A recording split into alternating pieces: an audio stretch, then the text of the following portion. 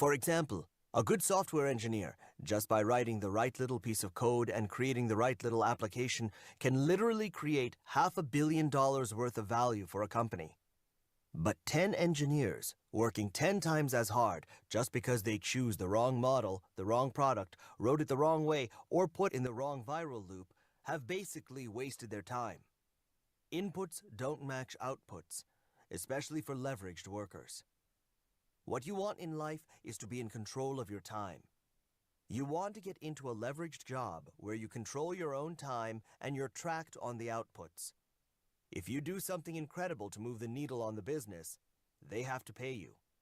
Especially if they don't know how you did it because it's innate to your obsession or your skill or your innate abilities, they're going to have to keep paying you to do it. If you have specific knowledge, you have accountability, and you have leverage, they have to pay you what you're worth. If they pay you what you're worth, then you can get your time back. You can be hyper-efficient.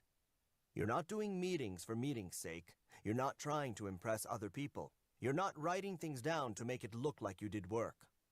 All you care about is the actual work itself. When you do just the actual work itself, you'll be far more productive, far more efficient. You'll work when you feel like it, when you're high energy, and you won't be trying to struggle through when you're low energy. You'll gain your time back. 40-hour work weeks are a relic of the industrial age. Knowledge workers function like athletes, train and sprint, then rest and reassess. Sales is an example, especially very high-end sales. If you're a real estate agent out there selling houses, it's not a great job, necessarily. It's very crowded. But if you're a top-tier real estate agent, you know how to market yourself, and you know how to sell houses, it's possible you could sell $5 million mansions in 1/10 of the time, while somebody else is struggling to sell $100,000 apartments or condos. Real estate agent is a job with input and output disconnected. Building any product and selling any product fits this description. And fundamentally, what else is there? Where you don't necessarily want to be is a support role, like customer service. In customer service, unfortunately, inputs and outputs relate relatively close to each other, and the hours you put in matter. Tools and leverage create this disconnection between inputs and outputs. The higher the creativity component of a profession, the more likely it is to have disconnected inputs and outputs. If you're looking at professions where your inputs and your outputs are highly connected, it's going to be very hard to create wealth and make wealth for yourself in that process. If you want to be part of a great tech company, then you need to be able to sell or build. If you don't do either, learn. Learn to sell. Learn to build. If you can do both, you will be unstoppable. These are two very broad categories. One is building the product. This is hard, and it's multivariate. It can include design. It can include development. It can include manufacturing, logistics, procurement. And it can even be designing and operating a service. It has many, many definitions. But in every industry, there is a definition of the builder. In our tech industry, it's the CTO, it's the programmer, it's the software engineer or hardware engineer. But even in the laundry business, it could be the person who's building the laundry service, who is making the trains run on time, who's making sure all the clothes end up in the right place at the right time, and so on. The other side of it is sales. Again, selling has a very broad definition.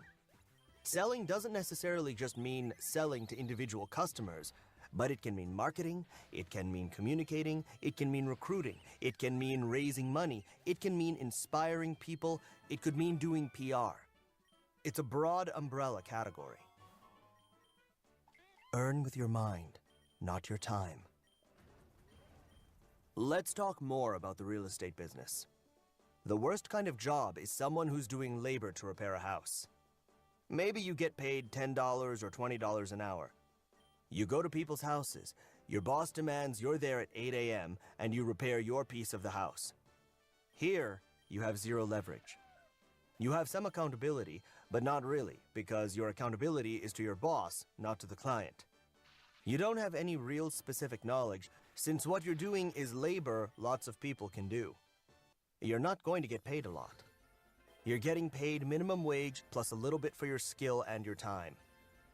The next level up might be the general contractor working on the house for the owner. They may be getting paid $50,000 to do the whole project. Then they're paying the labor $15 an hour, and they're keeping the difference. A general contractor is obviously a better place to be. But how do we measure it? How do we know it's better? Well, we know it's better because this person has some accountability. They're responsible for the outcome. They have to sweat at night if things aren't working. Contractors have leverage through laborers working for them. They also have a little bit more specific knowledge. How to organize a team, make them show up on time, and how to deal with city regulations. The next level up might be a real estate developer. A developer is someone who's going to buy a property, hire a bunch of contractors, and transform it into something higher value. They probably have to take out a loan to buy a house or go to investors to raise money. They buy the old house, tear it down, rebuild it, and sell it. Instead of $50,000, like the general contractor, or $15 an hour like the laborer, the developer might be able to make $1 million or $500,000 in profit when they sell the house for more than they bought it for, including the expenses of construction. But now, notice what is required from the developer: a very high level of accountability. The developer takes on more risk, more accountability, has more leverage, and needs to have more specific knowledge. They need to understand fundraising, city regulations, where the real estate market is headed, and whether they should take the risk or not. It is more difficult. The next level up might be someone who's managing money in a real estate fund. They have an enormous amount of capital leverage. They're dealing with lots and lots of developers, and they're buying huge amounts of housing inventory.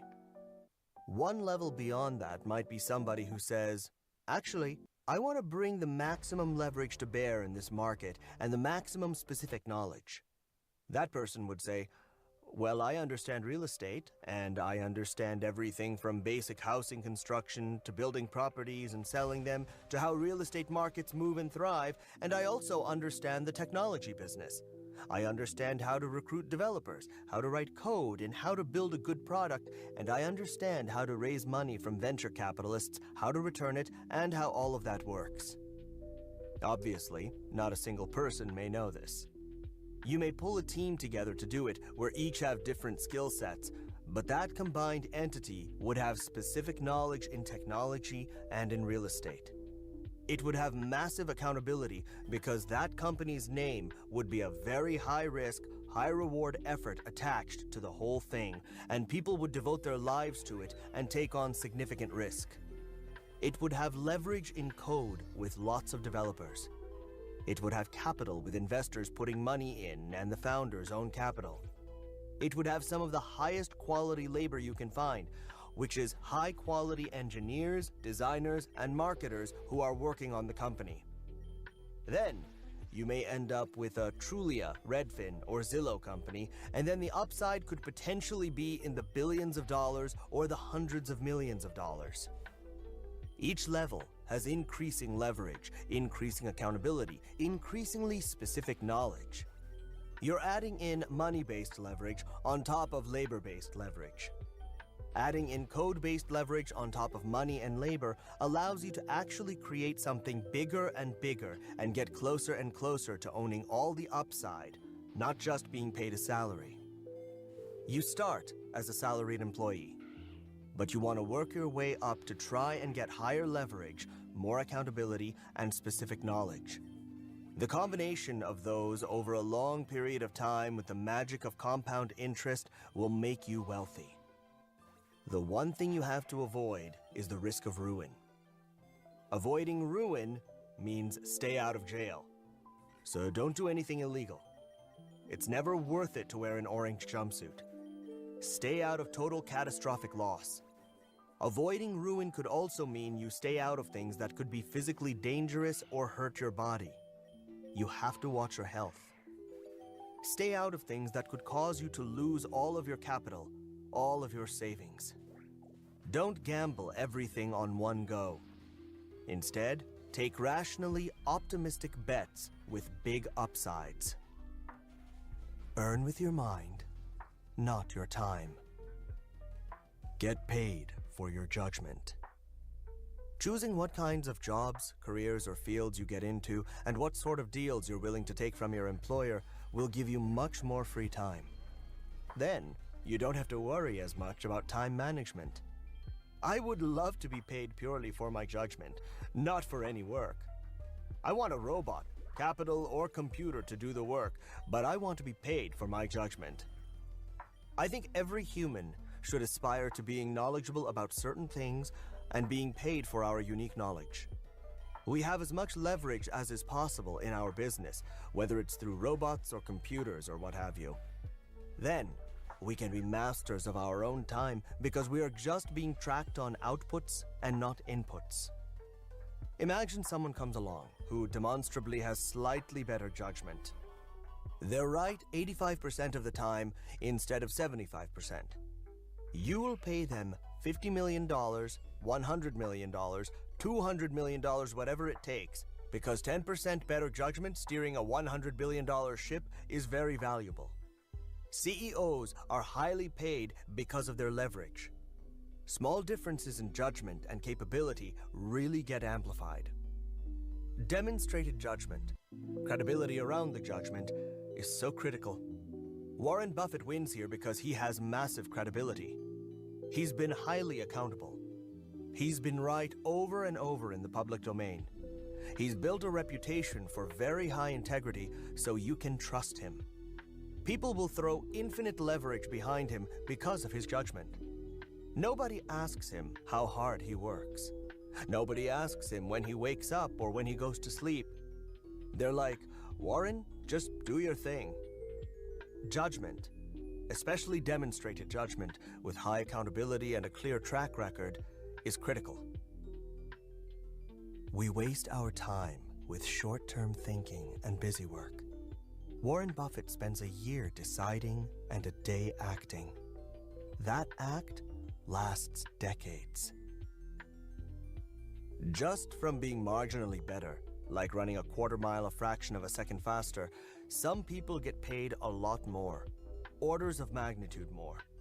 Leverage magnifies those differences even more. Being at the extreme in your art is very important in the age of leverage. Solve via iteration, then get paid via repetition. Prioritize and focus. I've encountered plenty of bad luck along the way. The first little fortune I made, I instantly lost in the stock market. The second little fortune I made, or should have made, I basically got cheated out of it by my business partners. It's only the third time around that has been a charm. Even then, it has been a slow and steady struggle. I haven't made money in my life in one giant payout. It has always been a whole bunch of small things piling up.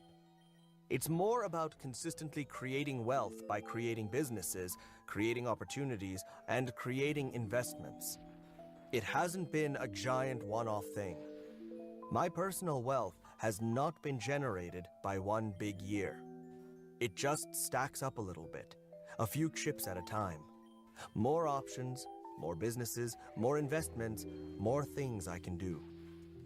Thanks to the internet, opportunities are massively abundant. In fact, I have too many ways to make money. I don't have enough time. I literally have opportunities pouring out of my ears, and I keep running out of time. There are so many ways to create wealth, to create products, to create businesses, and to get paid by society as a byproduct. I just can't handle them all. Value your time at an hourly rate and ruthlessly spend to save time at that rate. You will never be worth more than you think you're worth. No one is going to value you more than you value yourself. You just have to set a very high personal hourly rate, and you have to stick to it.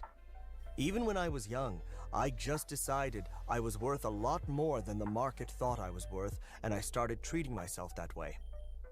Always factor your time into every decision. How much time does it take? It's going to take you an hour to get across town to get something. If you value yourself at $100 an hour, that's basically throwing $100 out of your pocket. Are you going to do that? Fast forward to your wealthy self and pick some intermediate hourly rate. For me, believe it or not, back when you could have hired me, which now obviously you can't, but back when you could have hired me, this was true a decade ago or even 2 decades ago, before I had any real money. My hourly rate, I used to say to myself over and over, is $5,000 an hour. Today when I look back, really it was about $1,000 an hour. Of course, I still ended up doing stupid things like arguing with the electrician or returning the broken speaker, but I shouldn't have, and I did a lot less than any of my friends would. I would make a theatrical show out of throwing something in the trash pile or giving it to Salvation Army rather than trying to return it, or handing something to people rather than trying to fix it. I would argue with my girlfriends, and even today it's my wife. I don't do that. That's not a problem that I solve. I still argue that with my mother when she hands me little to-dos. I just don't do that. I would rather hire you an assistant. This was true even when I didn't have money. Another way of thinking about something is, if you can outsource something or not do something for less than your hourly rate, outsource it or don't do it. If you can hire someone to do it for less than your hourly rate, hire them. That even includes things like cooking. You may want to eat your healthy home-cooked meals, but if you can outsource it, do that instead. Set a very high hourly aspirational rate for yourself and stick to it. It should seem and feel absurdly high. If it doesn't, it's not high enough. Whatever you picked, my advice to you would be to raise it. Like I said, for myself, even before I had money, for the longest time, I used $5,000 an hour. And if you extrapolate that out into what it looks like as an annual salary, it's multiple millions of dollars per year. Ironically, I actually think I've beaten it. I'm not the hardest working person. I'm actually a lazy person. I work through bursts of energy where I'm really motivated with something. If I actually look at how much I've earned per actual hour that I've put in, it's probably quite a bit higher than that. Can you expand on your statement, if you secretly despise wealth, it will elude you? If you get into a relative mindset, you're always going to hate people who do better than you. You're always going to be jealous or envious of them. They'll sense those feelings when you try and do business with them. When you try and do business with somebody, if you have any bad thoughts or any judgments about them, they will feel it. Humans are wired to feel what the other person deep down inside feels. You have to get out of a relative mindset. Literally, being anti-wealth will prevent you from becoming wealthy because you will not have the right mindset for it. You won't have the right spirit, and you won't be dealing with people on the right level. Be optimistic. Be positive. It's important. Optimists actually do better in the long run. The business world has many people playing zero-sum games and a few playing positive-sum games, searching for each other in the crowd. There are fundamentally 2 huge games in life that people play. One is the money game, because money is not going to solve all of your problems, but it's going to solve all of your money problems. People realize that, so they want to make money. But at the same time, many of them, deep down, believe they can't make money. They don't want any wealth creation to happen. So they attack the whole enterprise by saying, well, making money is evil, you shouldn't do it. But they're actually playing the other game, which is the status game. They're trying to be high status in the eyes of other people watching by saying, well, I don't need money. We don't want money. Status is your ranking in the social hierarchy.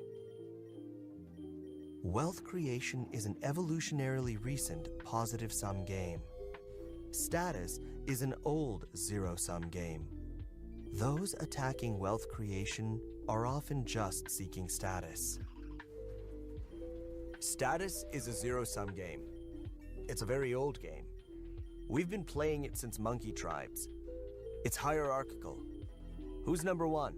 Who's number two? Who's number three? And for number three to move to number two has to move out of that slot. So status is a zero-sum game. Politics is an example of a status game. Even sports are an example of a status game. To be the winner, there must be a loser. I don't fundamentally love status games. They play an important role in our society so we can figure out who's in charge. But fundamentally, you play them because they're a necessary evil.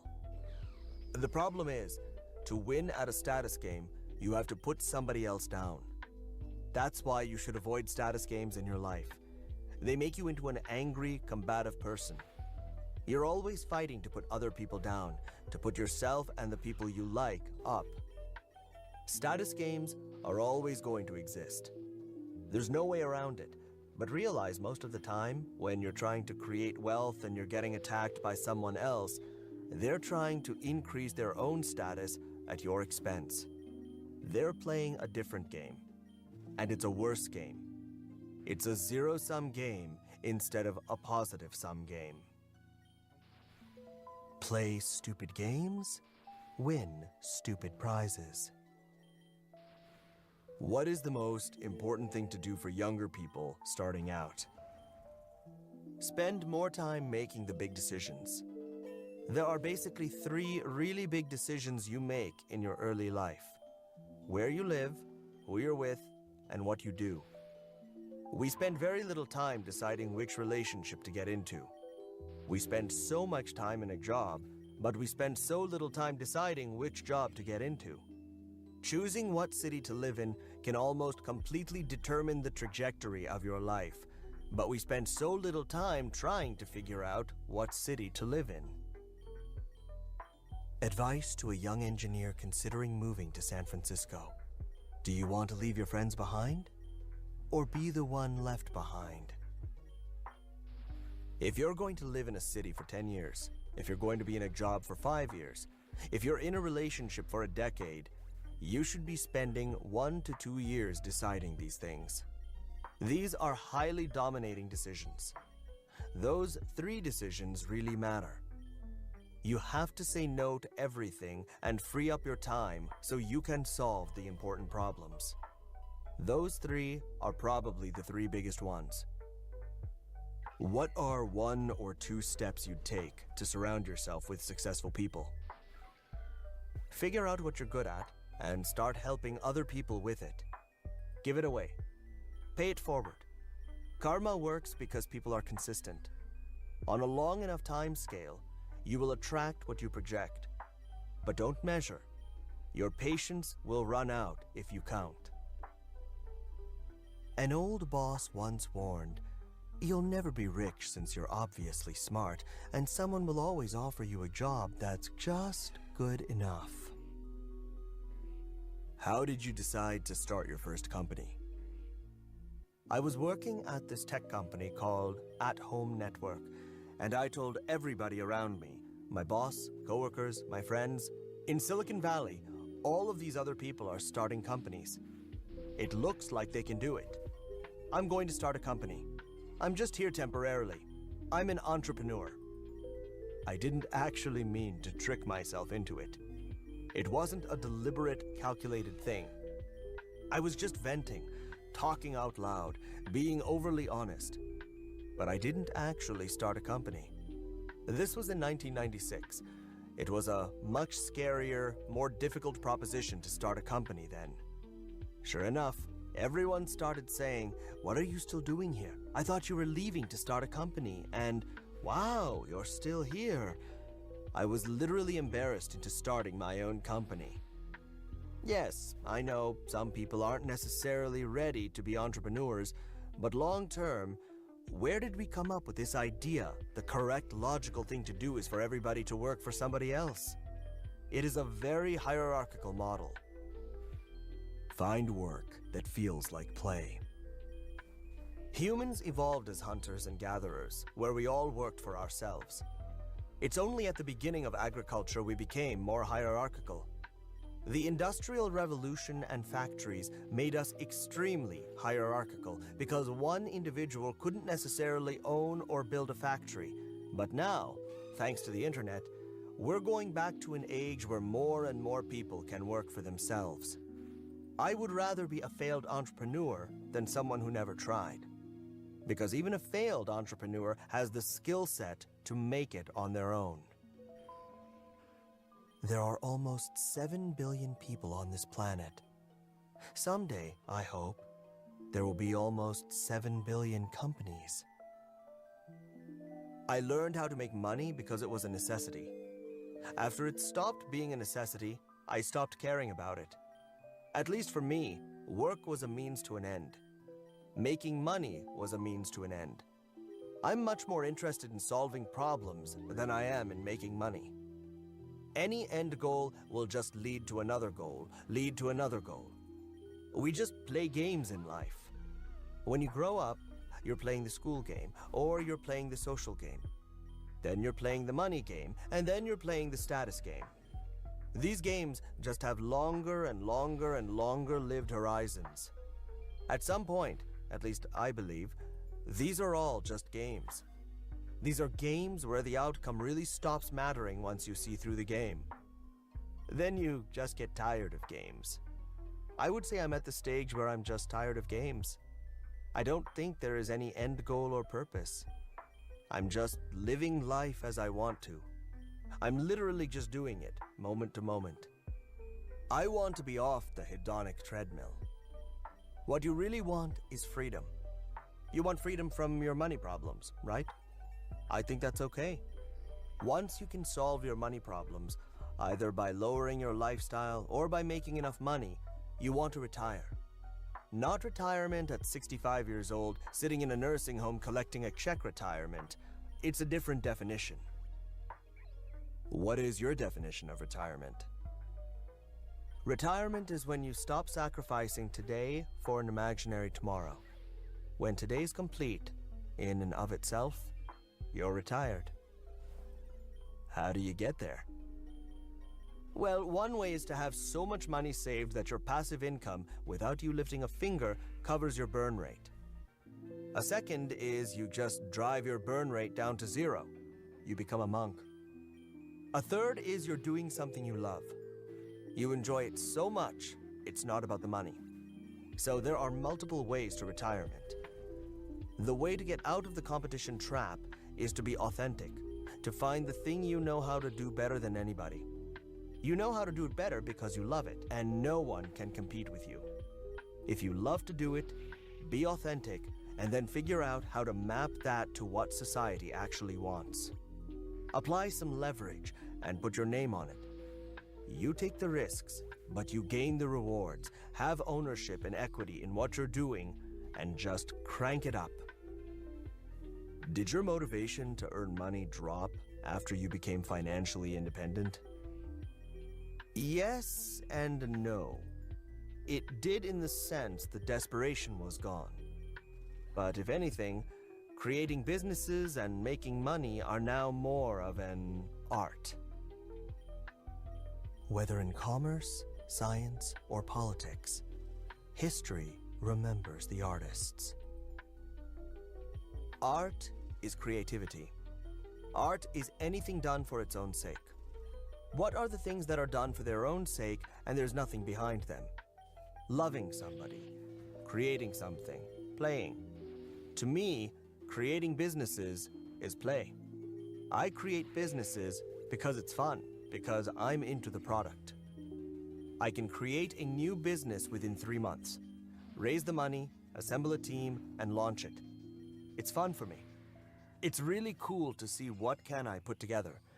It makes money almost as a side effect. Creating businesses is the game I became good at. It's just my motivation has shifted from being goal-oriented to being artistic. Ironically, I think I'm much better at it now. Even when I invest, it's because I like the people involved.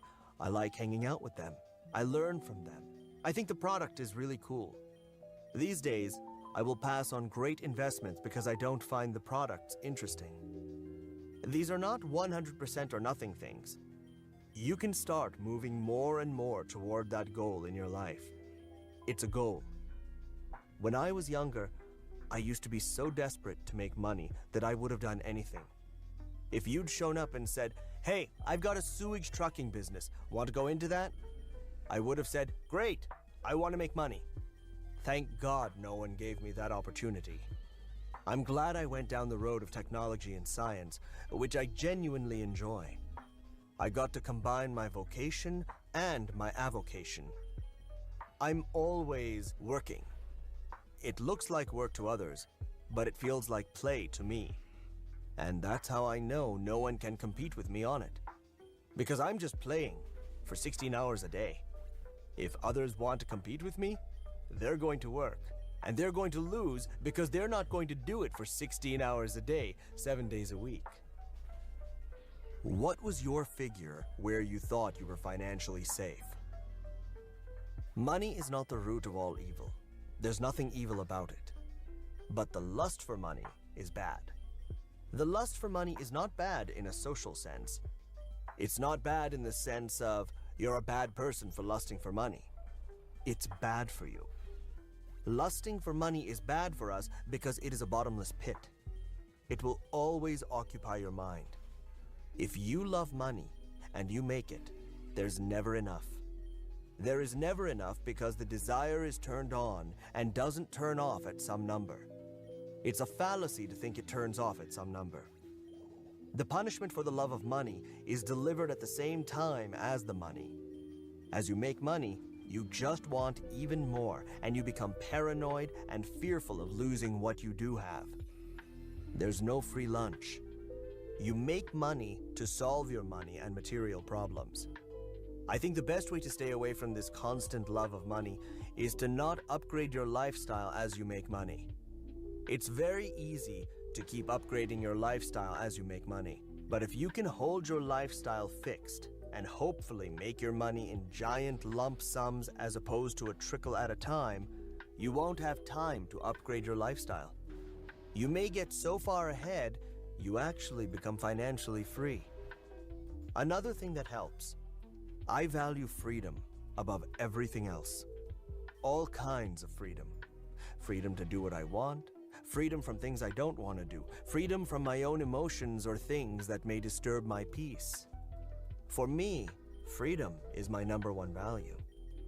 To the extent money buys freedom, it's great. But to the extent it makes me less free, which it definitely does at some level as well, I don't like it. The winners of any game are the people who are so addicted they continue playing even as the marginal utility from winning declines. Do I have to start a company to be successful? The most successful class of people in Silicon Valley on a consistent basis are either the venture capitalists, because they are diversified and control what used to be a scarce resource, or people who are very good at identifying companies that have just hit product market fit. Those people have the background, expertise, and references those companies really want to help them scale. Then, they go into the latest Dropbox or the latest Airbnb. The people who were at Google, then joined Facebook when it was 100 people, and then joined Stripe when it was 100 people. When Zuckerberg was just starting to scale his company and panicked, he was like, I don't know how to do this. And he called Jim Breyer, venture capitalist and founder of Acala Partners. And Jim Breyer said, well, I have this really great head of product at this other company, and you need this person. Those people tend to do the best, risk-adjusted over a long period of time, other than the venture investors themselves. Some of the most successful people I've seen in Silicon Valley had breakouts very early in their careers. They got promoted to VP, director, or CEO, or started a company that did well fairly early. If you're not getting promoted through the ranks, it gets a lot harder to catch up later in life. It's good to be in a smaller company early because there's less of an infrastructure to prevent early promotion. For someone who is early in their career, and maybe even later, the single most important thing about a company is the alumni network you're going to build. Think about who you will work with and what those people are going on to do. How to get lucky. Why do you say get rich without getting lucky? In 1,000 parallel universes, you want to be wealthy in 999 of them. You don't want to be wealthy in the 50 of them where you got lucky, so we want to factor luck out of it. But getting lucky would help, right? Just recently, Babak Nivi, my co-founder, and I were talking on Twitter about how one gets lucky, and there are really 4 kinds of luck we were talking about. The first kind of luck is blind luck, where one just gets lucky because something completely out of their control happened. This includes fortune, fate, etc. Then there's luck through persistence, hard work, hustle, and motion. This is when you're running around creating opportunities. You're generating a lot of energy, you're doing a lot to stir things up. It's almost like mixing a petri dish or mixing a bunch of reagents and seeing what combines. You're just generating enough force, hustle, and energy for luck to find you. A third way is you become very good at spotting luck. If you are very skilled in a field, you will notice when a lucky break happens in your field and other people who aren't attuned to it won't notice. So, you become sensitive to luck. The last kind of luck is the weirdest, hardest kind, where you build a unique character, a unique brand, a unique mindset, which causes luck to find you. For example, let's say you're the best person in the world at deep-sea diving. You're known to take on deep-sea dives nobody else will even dare to attempt. By sheer luck, somebody finds a sunken treasure ship off the coast they can't get to. Well, their luck just became your luck because they're going to come to you to get to the treasure, and you're going to get paid for it. This is an extreme example, but it shows how one person had blind luck finding the treasure. Them coming to you to extract it and give you half is not blind luck. You created your own luck. You put yourself in a position to capitalize on luck or to attract luck when nobody else created the opportunity for themselves. To get rich without getting lucky, we want to be deterministic. We don't want to leave it to chance. Ways to get lucky. Hope luck finds you. Hustle until you stumble into it. Prepare the mind and be sensitive to chances others miss. Become the best at what you do. Refine what you do until this is true. Opportunity will seek you out. Luck becomes your destiny. It starts becoming so deterministic, it stops being luck. The definition starts fading from luck to destiny. To summarize the 4th type, build your character in a certain way, then your character becomes your destiny. One of the things I think is important to make money is having a reputation that makes people do deals through you. Remember the example of being a great diver where treasure hunters will come and give you a piece of the treasure for your diving skills. If you are a trusted, reliable, high-integrity, long-term thinking dealmaker, when other people want to do deals but don't know how to do them in a trustworthy manner with strangers, they will literally approach you and give you a cut of the deal just because of the integrity and reputation you've built up. Warren Buffett gets offered deals to buy companies, buy warrants, bail out banks, and do things other people can't do because of his reputation. Of course, he has accountability on the line, and he has a strong brand on the line. Your character and your reputation are things you can build, which will let you take advantage of opportunities other people may characterize as lucky, but you know it wasn't luck. My co-founder, Nivi, said, "In a long-term game, it seems that everybody is making each other rich, and in a short-term game, it seems like everybody is making themselves rich." I think that is a brilliant formulation. In a long-term game, it's positive sum. We're all baking the pie together. We're trying to make it as big as possible. And in a short-term game, we're cutting up the pie. How important is networking?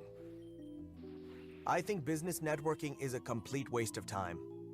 And I know there are people and companies popularizing this concept because it serves them and their business model well, but the reality is, if you're building something interesting, you will always have more people who will want to know you. Trying to build business relationships well in advance of doing business is a complete waste of time. I have a much more comfortable philosophy. Be a maker who makes something interesting people want. Show your craft, practice your craft, and the right people will eventually find you. And once you've met someone, how do you determine if you can trust someone? What signals do you pay attention to? If someone is talking a lot about how honest they are, they're probably dishonest. That is just a little telltale indicator I've learned. When someone spends too much time talking about their own values, or they're talking themselves up, they're covering for something. Sharks eat well, but live a life surrounded by sharks. I have great people in my life who are extremely successful, very desirable, like everybody wants to be their friend, very smart. Yet, I've seen them do one or two things slightly not great to other people. The first time I'll say, hey, I don't think you should do this to that other person. Not because you won't get away with it. You will get away with it, but because it will hurt you in the end. Not in some cosmic karma kind of way, but I believe deep down we all know who we are. You cannot hide anything from yourself. Your own failures are written within your psyche, and they are obvious to you. If you have too many of these moral shortcomings, you will not respect yourself. The worst outcome in this world is not having self-esteem. If you don't love yourself, who will? I think you just have to be very careful about doing things you are fundamentally not going to be proud of, because they will damage you. The first time someone acts this way, I will warn them. By the way, nobody changes. Then, I just distance myself from them. I cut them out of my life. I just have this saying inside my head: the closer you want to get to me, the better your values have to be. Give me a lever long enough and a place to stand, and I will move the earth. Be patient. One thing I figured out later in life is generally, at least in the tech business in Silicon Valley, great people have great outcomes. You just have to be patient. Every person I met at the beginning of my career 20 years ago, where I looked at them and said, wow, that guy or gal is super capable, so smart and dedicated, all of them, almost without exception, became extremely successful. You just had to give them a long enough time scale. It never happens in the time scale you want, or they want, but it does happen. Apply specific knowledge with leverage, and eventually, you will get what you deserve. It takes time. Even once you have all of these pieces in place, there is an indeterminate amount of time you have to put in. If you're counting, you'll run out of patience before success actually arrives. Everybody wants to get rich immediately, but the world is an efficient place. Immediate doesn't work. You do have to put in the time. You do have to put in the hours, and so I think you have to put yourself in the position with the specific knowledge, with accountability, with leverage, with the authentic skill set you have to be the best in the world at what you do. You have to enjoy it and keep doing it, and keep doing it. Don't keep track and don't keep count, because if you do, you will run out of time. The most common bad advice I hear is, you're too young. Most of history was built by young people. They just got credit when they were older. The only way to truly learn something is by doing it. Yes, listen to guidance, but don't wait. People are oddly consistent. Karma is just you, repeating your patterns, virtues, and flaws until you finally get what you deserve. Always pay it forward, and don't keep count. This is not to say it's easy. It's not easy. It's actually really freaking hard. It is the hardest thing you will do. but it's also rewarding. Look at the kids who are born rich. They have no meaning to their lives. Your real resume is just a catalog of all your suffering.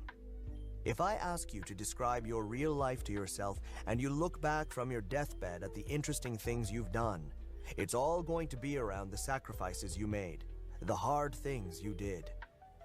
However, anything you're given doesn't matter. You have your 4 limbs, your brain, your head, your skin. That's all for granted.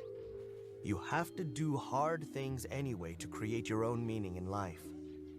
Making money is a fine thing to choose. Go struggle. It is hard. I'm not going to say it's easy. It's really hard, but the tools are all available. It's all out there. Money buys you freedom in the material world. It's not going to make you happy. It's not going to solve your health problems. It's not going to make your family great. It's not going to make you fit. It's not going to make you calm. But it will solve a lot of external problems. It's a reasonable step to go ahead and make money. What making money will do is solve your money problems. It will remove a set of things that could get in the way of being happy, but it is not going to make you happy. I know many very wealthy people who are unhappy. Most of the time, the person you have to become to make money is a high anxiety, high stress, hard-working, competitive person.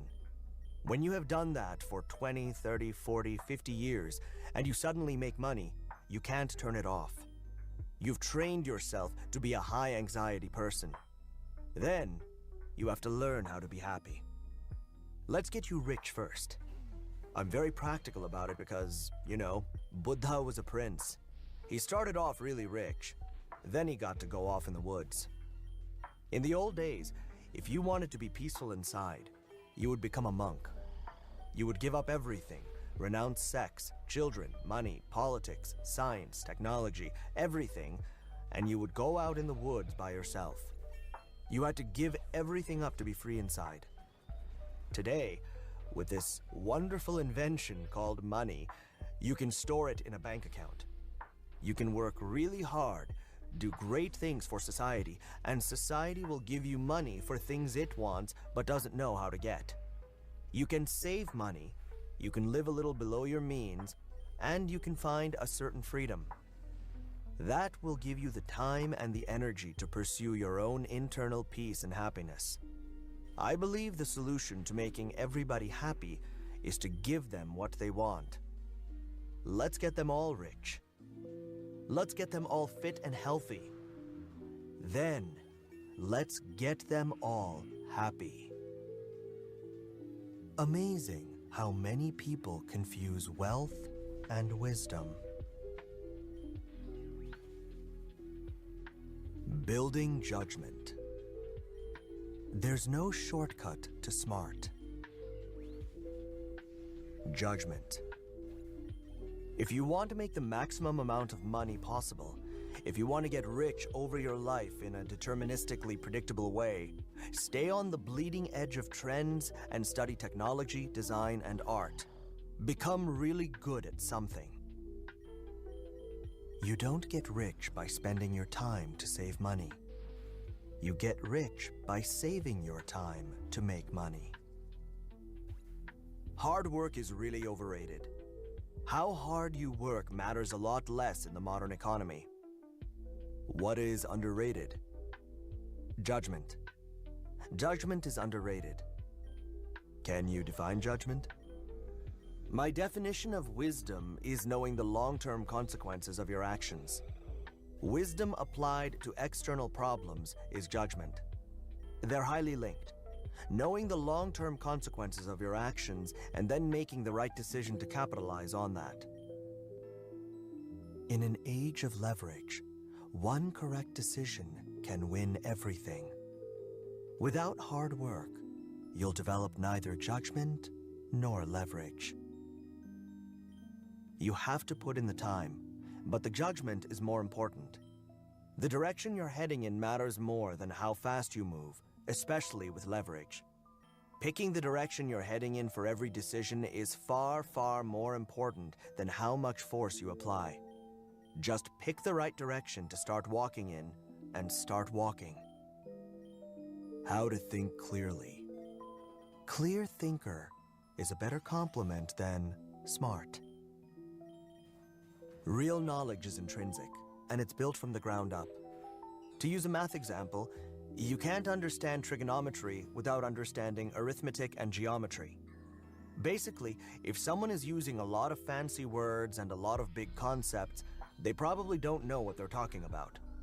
I think the smartest people can explain things to a child. If you can't explain it to a child, then you don't know it. It's a common saying, and it's very true.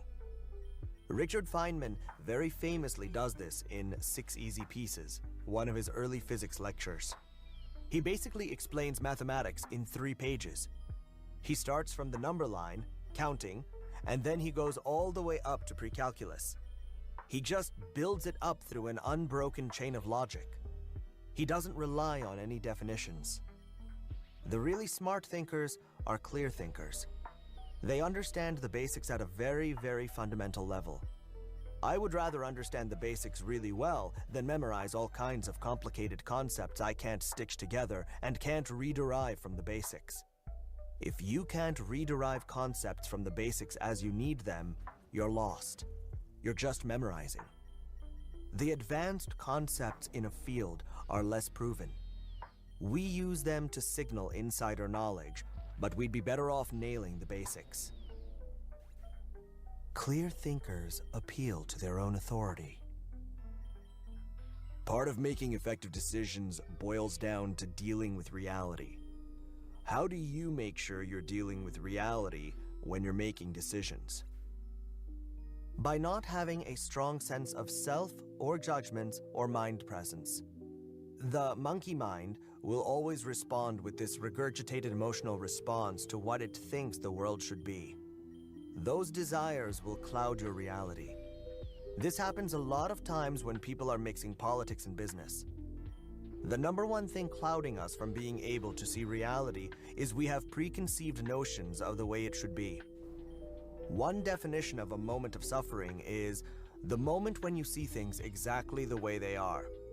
This whole time you've been convinced your business is doing great, and really, you've ignored the signs it's not doing well. Then, your business fails, and you suffer because you've been putting off reality. You've been hiding it from yourself. The good news is, the moment of suffering, when you're in pain, is a moment of truth. It is a moment where you're forced to embrace reality the way it actually is. Then, you can make meaningful change and progress. You can only make progress when you're starting with the truth. The hard thing is seeing the truth. To see the truth, you have to get your ego out of the way because your ego doesn't want to face the truth. The smaller you can make your ego, the less conditioned you can make your reactions, the less desires you can have about the outcome you want, the easier it will be to see the reality. What we wish to be true clouds our perception of what is true. Suffering is the moment when we can no longer deny reality. Imagine we're going through something difficult, like a breakup, a job loss, a business failure, or a health problem, and our friends are advising us. When we're advising them, the answer is obvious. It comes to us in a minute, and we tell them exactly, "Oh, that girl, get over her. She wasn't good for you anyway. You'll be happier. Trust me, you'll find someone." You know the correct answer, but your friend can't see it, because they're in the moment of suffering and pain. They're still wishing reality was different. The problem isn't reality. The problem is their desire is colliding with reality and preventing them from seeing the truth, no matter how much you say it. The same thing happens when I make decisions. The more desire I have for something to work out a certain way, the less likely I am to see the truth.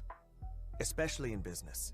If something isn't going well, I try to acknowledge it publicly, and I try to acknowledge it publicly in front of my co-founders and friends and co-workers.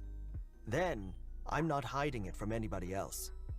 If I'm not hiding it from anybody, I'm not going to delude myself from what's actually going on. What you feel tells you nothing about the facts. It merely tells you something about your estimate of the facts. It's actually really important to have empty space. If you don't have a day or two every week in your calendar where you're not always in meetings and you're not always busy, then you're not going to be able to think. You're not going to be able to have good ideas for your business. You're not going to be able to make good judgments. I also encourage taking at least one day a week, preferably 2, because if you budget 2, you'll end up with 1, where you just have time to think.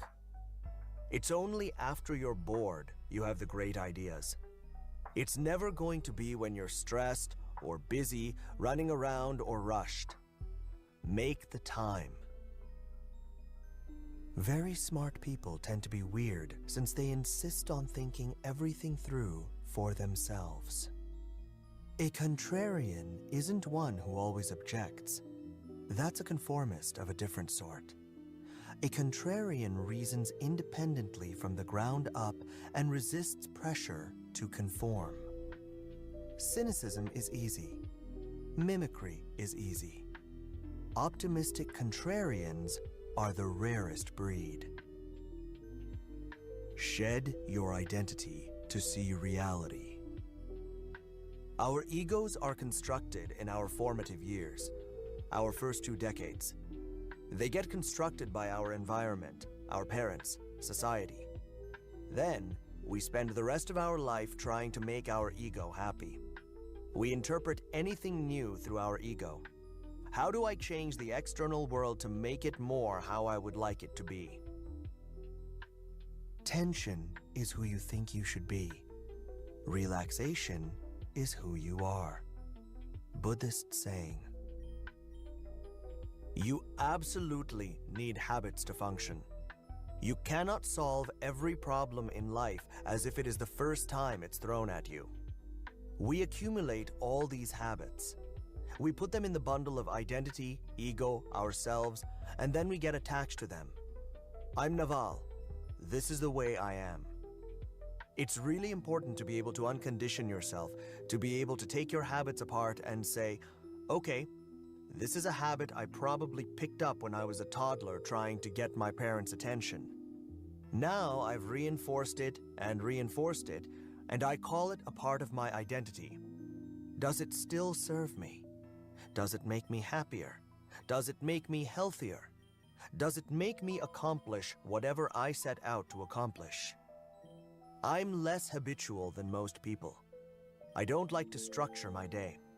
To the extent I have habits, I try to make them more deliberate rather than accidents of history.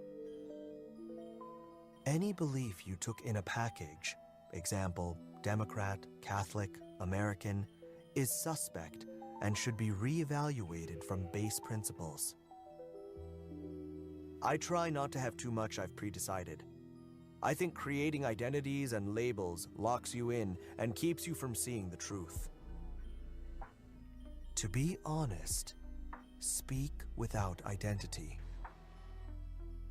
I used to identify as libertarian, but then I would find myself defending positions I hadn't really thought through because they're a part of the libertarian canon. If all your beliefs line up into neat little bundles, you should be highly suspicious. I don't like to self-identify on almost any level anymore, which keeps me from having too many of these so-called stable beliefs. We each have a contrarian belief society rejects. But the more our own identity and local tribe reject it, the more real it likely is. There are 2 attractive lessons about suffering in the long term. It can make you accept the world the way it is. The other lesson is it can make your ego change in an extremely hard way. Maybe you're a competitive athlete and you get injured badly, like Bruce Lee. You have to accept being an athlete is not your entire identity, and maybe you can forge a new identity as a philosopher. Facebook redesigns. Twitter redesigns. Personalities, careers, and teams also need redesigns. There are no permanent solutions in a dynamic system. Tension is who you think you should be. Relaxation is who you are. Learn the skills of decision-making. The classical virtues are all decision-making heuristics to make one optimize for the long term rather than for the short term. Self-serving conclusions should have a higher bar. I do view a lot of my goals over the next few years of unconditioning previous learned responses or habituated responses, so I can make decisions more cleanly in the moment without relying on memory or prepackaged heuristics and judgments. Almost all biases are time-saving heuristics. For important decisions, discard memory and identity and focus on the problem. Radical honesty just means I want to be free. Part of being free means I can say what I think and think what I say. They're highly congruent and integrated. Theoretical physicist Richard Feynman famously said, "You should never ever fool anybody, and you are the easiest person to fool." The moment you tell somebody something dishonest, you've lied to yourself. Then you'll start believing your own lie, which will disconnect you from reality and take you down the wrong road. I never ask if I like it or I don't like it. I think this is what it is or this is what it isn't. Richard Feynman. It's really important for me to be honest. I don't go out of my way volunteering negative or nasty things. I would combine radical honesty with an old rule Warren Buffett has, which is praise specifically, criticize generally. I try to follow this. I don't always follow it, but I think I follow it enough to have made a difference in my life. If you have a criticism of someone, then don't criticize the person. Criticize the general approach or criticize the class of activities. If you have to praise somebody, then always try and find the person who is the best example of what you're praising and praise the person specifically. Then people's egos and identities, which we all have, don't work against you. They work for you. Any advice on developing capacity for instinctual blunt honesty? Tell everyone. Start now. It doesn't have to be blunt. Charisma is the ability to project confidence and love at the same time. It's almost always possible to be honest and positive. As an investor and CEO of AngelList, you're paid to be right when other people are wrong. Do you have a process around how you make decisions? Yes, decision-making is everything. In fact, someone who makes decisions right 80% of the time instead of 70% of the time will be valued and compensated in the market hundreds of times more. I think people have a hard time understanding a fundamental fact of leverage. If I manage $1 billion and I'm right 10% more often than somebody else, my decision-making creates $100 million worth of value on a judgment call. With modern technology and large workforces and capital, our decisions are leveraged more and more. If you can be more right and more rational, you're going to get non-linear returns in your life. I love the blog, Farnham Street, because it really focuses on helping you be more accurate, an overall better decision maker. Decision making is everything. The more you know, the less you diversify. Collect mental models. During decision-making, the brain is a memory prediction machine. A lousy way to do memory prediction is X happened in the past, therefore X will happen in the future. It's too based on specific circumstances. What you want is principles. You want mental models. The best mental models I have found came through evolution, game theory, and Charlie Munger. Charlie Munger is Warren Buffett's partner. Very good investor. He has tons and tons of great mental models. Author and trader Nassim Taleb has great mental models. Benjamin Franklin had great mental models. I basically load my head full of mental models. I use my tweets and other people's tweets as maxims that help compress my own learnings and recall them. The brain space is finite. You have finite neurons, so you can almost think of these as pointers, addresses, or mnemonics to help you remember deep-seated principles where you have the underlying experience to back it up. If you don't have the underlying experience, then it just reads like a collection of quotes. It's cool, it's inspirational for a moment, maybe you'll make a nice poster out of it. But then you forget it and move on. Mental models are really just compact ways for you to recall your own knowledge. Evolution. I think a lot of modern society can be explained through evolution. One theory is civilization exists to answer the question of who gets to mate. If you look around, from a purely sexual selection perspective, sperm is abundant and eggs are scarce. It's an allocation problem. Literally all of the works of mankind and womankind can be traced down to people trying to solve this problem.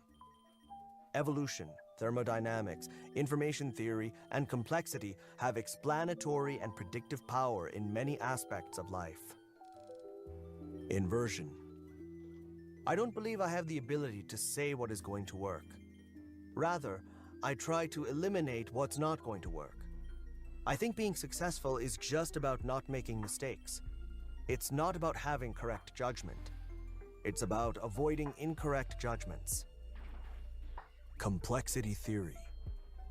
I was really into complexity theory back in the mid-90s. The more I got into it, the more I understand the limits of our knowledge and the limits of our prediction capability. Complexity has been super helpful to me. It has helped me come to a system that operates in the face of ignorance. I believe we are fundamentally ignorant and very, very bad at predicting the future. Economics. Microeconomics and game theory are fundamental. I don't think you can be successful in business or even navigate most of our modern capitalist society without an extremely good understanding of supply and demand, labor versus capital, game theory, and those kinds of things. Ignore the noise. The market will decide. Principal agent problem.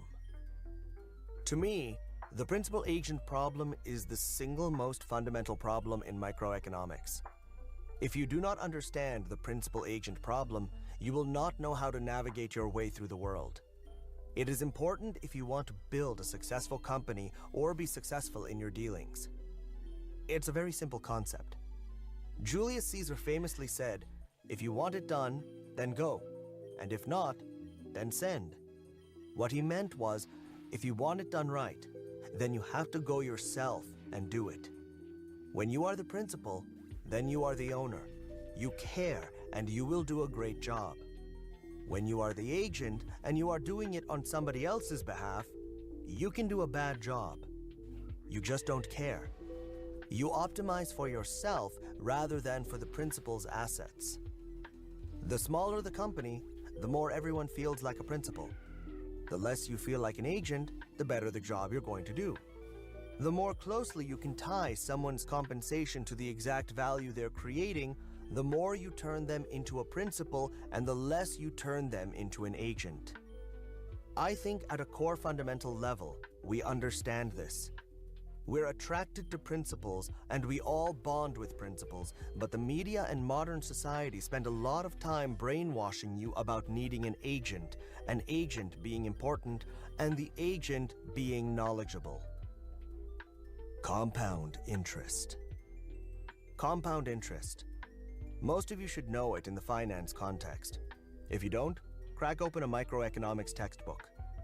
It's worth reading a microeconomics textbook from start to finish. An example of compound interest. Let's say you're earning 10% a year on your $1. The first year you make 10%, and you end up with $1.10. The next year, you end up with $1.21, and the next year, $1.33. It keeps adding onto itself. If you're compounding at 30% per year for 30 years, you don't just end up with 10 or 20 times your money. You end up with thousands of times your money.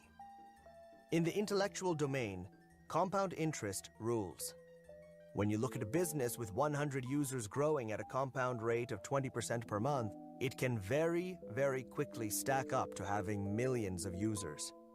Sometimes, even the founders of these companies are surprised by how large the business scales.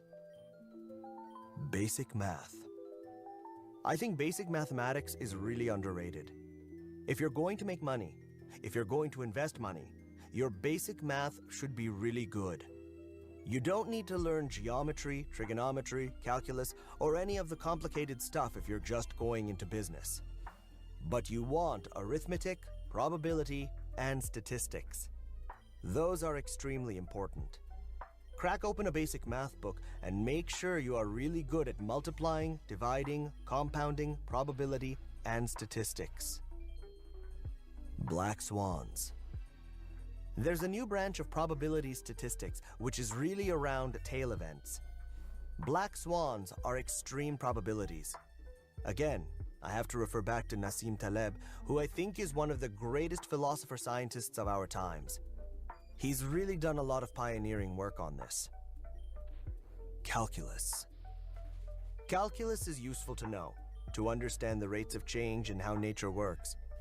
But it's more important to understand the principles of calculus, where you're measuring the change in small discrete or small continuous events. It's not important you solve integrals or do derivations on demand, because you're not going to need to in the business world. Falsifiability. Least understood, but the most important principle for anyone claiming science on their side: falsifiability. If it doesn't make falsifiable predictions, it's not science. For you to believe something is true, it should have predictive power, and it must be falsifiable. I think macroeconomics, because it doesn't make falsifiable predictions, which is the hallmark of science, has become corrupted. You never have a counterexample when studying the economy. You can never take the US economy and run two different experiments at the same time. If you can't decide, the answer is no. If I'm faced with a difficult choice, such as, should I marry this person? Should I take this job? Should I buy this house? Should I move to this city? Should I go into business with this person? If you cannot decide, the answer is no. And the reason is, modern society is full of options. There are tons and tons of options. We live on a planet of 7 billion people, and we are connected to everybody on the internet. There are hundreds of thousands of careers available to you. There are so many choices. You're biologically not built to realize how many choices there are. Historically, we've all evolved in tribes of 150 people. When someone comes along, they may be your only option for a partner. When you choose something, you get locked in for a long time. Starting a business may take 10 years. You start a relationship that will be 5 years or maybe more. You move to a city for 10 to 20 years. These are very, very long-lived decisions. It's very, very important we only say yes when we are pretty certain. You're never going to be absolutely certain, but you're going to be very certain. If you find yourself creating a spreadsheet for a decision with a list of yeses and nos, pros and cons, checks and balances, why this is good or bad, forget it. If you cannot decide, the answer is no. Run uphill. Simple heuristic. If you're evenly split on a difficult decision, take the path more painful in the short term. If you have two choices to make, and they're relatively equal choices, take the path more difficult and more painful in the short term. What's actually going on is one of these paths requires short-term pain, and the other path leads to pain further out in the future. And what your brain is doing through conflict avoidance is trying to push off the short-term pain. By definition, if the two are even and one has short-term pain, that path has long-term gain associated. With the law of compound interest, long-term gain is what you want to go toward. Your brain is overvaluing the side with the short-term happiness and trying to avoid the one with short-term pain. So you have to cancel the tendency out. It's a powerful subconscious tendency by leaning into the pain. As you know, most of the gains in life come from suffering in the short term so you can get paid in the long term. Working out for me is not fun. I suffer in the short term. I feel pain. But then in the long term, I'm better off because I have muscles or I'm healthier. If I'm reading a book and I'm getting confused, it is just like working out and the muscle getting sore or tired, except now my brain is being overwhelmed. In the long run, I'm getting smarter because I'm absorbing new concepts from working at the limit or edge of my capability. So you generally want to lean into things with short-term pain, but long-term gain. What are the most efficient ways to build new mental models? Read a lot. Just read. Reading science, math, and philosophy 1 hour per day will likely put you at the upper echelon of human success within 7 years. Learn to love to read. Specific recommendations for books, blogs, and more are in Naval's recommended reading section. The genuine love for reading itself, when cultivated, is a superpower. We live in the age of Alexandria, when every book and every piece of knowledge ever written down is a fingertip away. The means of learning are abundant. It's the desire to learn that is scarce. Reading was my first love. I remember my grandparents' house in India. I'd be a little kid on the floor going through all of my grandfather's Reader's Digests, which is all he had to read. Now, of course, there's a smorgasbord of information out there. Anybody can read anything all the time. Back then, it was much more limited. I would read comic books, storybooks, whatever I could get my hands on. I think I always loved to read because I'm actually an antisocial introvert. I was lost in the world of words and ideas from an early age. I think some of it comes from the happy circumstance that when I was young, nobody forced me to read certain things. I think there's a tendency among parents and teachers to say, oh, you should read this, but don't read that. I read a lot which, by today's standards, would be considered mental junk food. Read what you love until you love to read. You almost have to read the stuff you're reading because you're into it. You don't need any other reason. There's no mission here to accomplish. Just read because you enjoy it. These days, I find myself rereading as much or more as I do reading. A tweet from @Illucertus said, I don't want to read everything. I just want to read the 100 great books over and over again. I think there's a lot to that idea.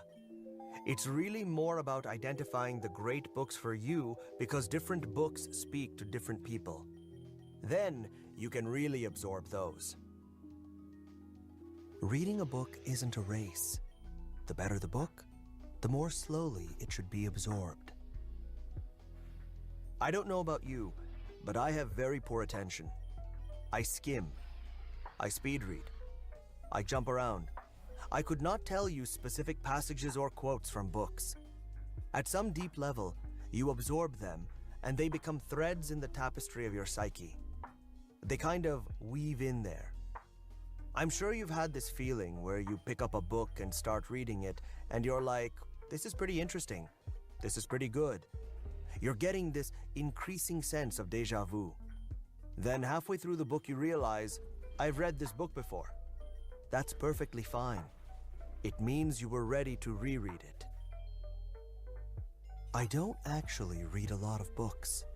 I pick up a lot of books and only get through a few which form the foundation of my knowledge. The reality is, I don't actually read much compared to what people think. I probably read 1 to 2 hours a day.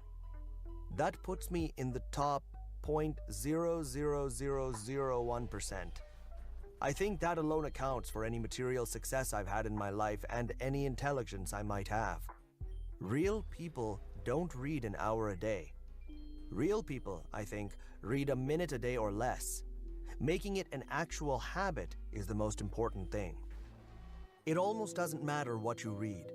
Eventually, you will read enough things, and your interests will lead you there, that it will dramatically improve your life. Just like the best workout for you is one you're excited enough to do every day, I would say for books, blogs, tweets, or whatever, anything with ideas and information and learning, the best ones to read are the ones you're excited about reading all the time. As long as I have a book in my hand, I don't feel like I'm wasting time. Charlie Munger. Everyone's brain works differently. Some people love to take notes. Actually, my note-taking is Twitter. I read and read and read. If I have some fundamental aha insight or concept, Twitter forces me to distill it into a few characters. Then I try and put it out there as an aphorism. Then I get attacked by random people who point out all kinds of obvious exceptions and jump down my throat. Then I think, why did I do this again? Pointing out obvious exceptions implies either the target isn't smart or you aren't. When you first pick up a book, are you skimming for something interesting? How do you go about reading it? Do you just flip to a random page and start reading? What's your process? I'll start at the beginning, but I'll move fast. If it's not interesting, I'll just start flipping ahead, skimming or speed reading. If it doesn't grab my attention within the first chapter in a meaningful, positive way, I'll either drop the book or skip ahead a few chapters. I don't believe in delayed gratification when there are an infinite number of books out there to read. There are so many great books. The number of books completed is a vanity metric. As you know more, you leave more books unfinished. Focus on new concepts with predictive power. Generally, I'll skim. I'll fast forward. I'll try and find a part to catch my attention. Most books have one point to make. Obviously, this is non-fiction. I'm not talking about fiction. They have one point to make, they make it, and then they give you example after example after example after example, and they apply it to explain everything in the world. Once I feel like I've gotten the gist, I feel very comfortable putting the book down. There's a lot of these, what I would call pseudoscience bestsellers. People are like, oh, did you read this book? I always say yes, but the reality is, I read maybe 2 chapters of it. I got the gist. If they wrote it to make money, don't read it. What practices do you follow to internalize, organize information from reading books? Explain what you learned to someone else. Teaching forces learning. It's not about educated versus uneducated. It's about likes to read and doesn't like to read. What can I do for the next 60 days to become a clearer, more independent thinker? Read the greats in math, science, and philosophy. Ignore your contemporaries and news. Avoid tribal identification. Put truth above social approval. Study logic and math, because once you've mastered them, you won't fear any book. No book in the library should scare you. Whether it's a math, physics, electrical engineering, sociology, or economics book. You should be able to take any book down off the shelf and read it. A number of them are going to be too difficult for you. That's okay. Read them anyway. Then go back and reread them and reread them. When you're reading a book and you're confused, that confusion is similar to the pain you get in the gym when you're working out. But you're building mental muscles instead of physical muscles. Learn how to learn and read the books. The problem with saying, just read, is there is so much junk out there. There are as many different kinds of authors as there are people. Many of them are going to write lots of junk. I have people in my life I consider to be very well read who aren't very smart. The reason is because even though they're very well read, they read the wrong things in the wrong order. They started out reading a set of false or just weakly true things, and those formed the axioms of the foundation for their worldview. Then, when new things come, they judge the new idea based on a foundation they already built. Your foundation is critical. Because most people are intimidated by math and can't independently critique it, they overvalue opinions backed with math/pseudoscience. When it comes to reading, make sure your foundation is very, very high quality. The best way to have a high-quality foundation, you may not love this answer, but the trick is to stick to science and to stick to the basics. Generally, there are only a few things you can read people don't disagree with. Very few people disagree 2 + 2 = 4, right? That is serious knowledge. Mathematics is a solid foundation. Similarly, the hard sciences are a solid foundation. Microeconomics is a solid foundation.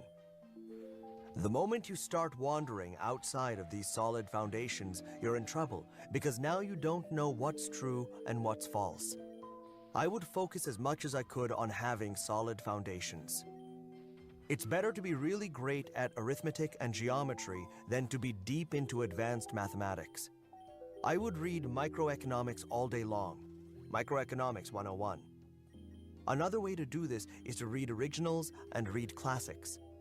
If you're interested in evolution, read Charles Darwin.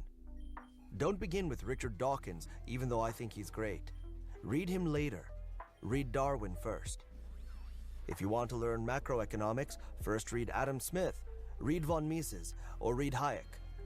Start with the original philosophers of the economy. If you're into communist or socialist ideas, which I'm personally not, start by reading Karl Marx. Don't read the current interpretation someone is feeding you about how things should be done and run. If you start with the originals as your foundations, then you have enough of a worldview and understanding that you won't fear any book. Then you can just learn. If you're a perpetual learning machine, you will never be out of options for how to make money. You can always see what's coming up in society, what the value is, where the demand is, and you can learn to come up to speed. To think clearly, understand the basics. If you're memorizing advanced concepts without being able to rederive them as needed, you're lost. We're now in a day and age of Twitter and Facebook.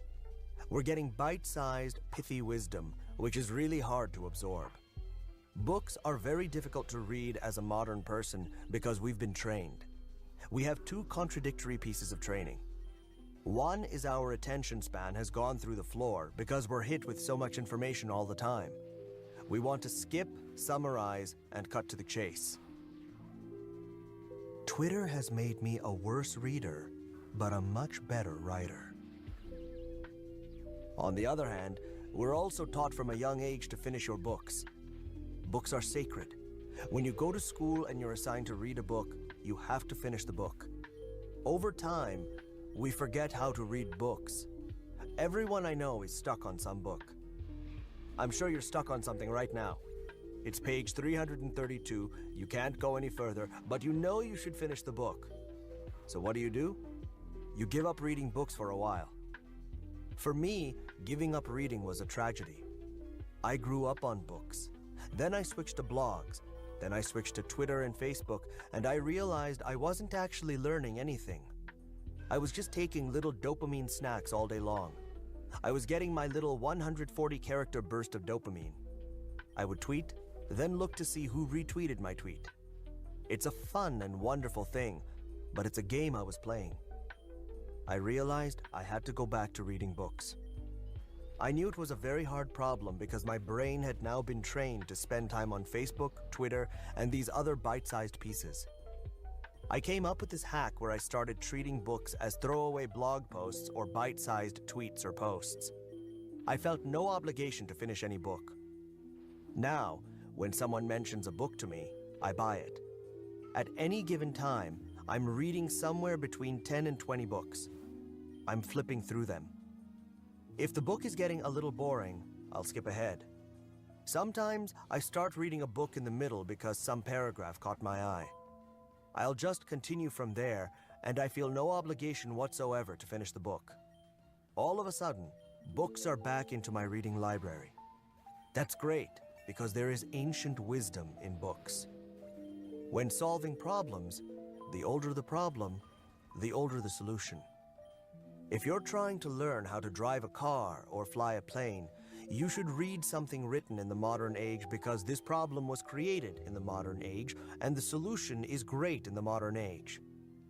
If you're talking about an old problem like how to keep your body healthy, how to stay calm and peaceful, what kinds of value systems are good, how you raise a family, and those kinds of things, the older solutions are probably better. Any book that survived for 2,000 years has been filtered through many people. The general principles are more likely to be correct. I wanted to get back into reading these sorts of books. You know that song you can't get out of your head? All thoughts work that way. Careful what you read. A calm mind, a fit body, and a house full of love. These things cannot be bought. They must be earned. Part 2. Happiness.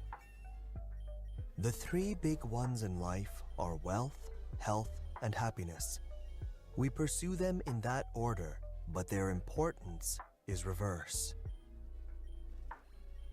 Learning happiness. Don't take yourself so seriously. You're just a monkey with a plan. Happiness is learned. 10 years ago, if you would have asked me how happy I was, I would have dismissed the question. I didn't want to talk about it. On a scale of 1 to 10, I would have said 2 out of 10 or 3 out of 10. Maybe 4 out of 10 on my best days. But I did not value being happy. Today, I am a 9 out of 10. And yes, having money helps, but it's actually a very small piece of it.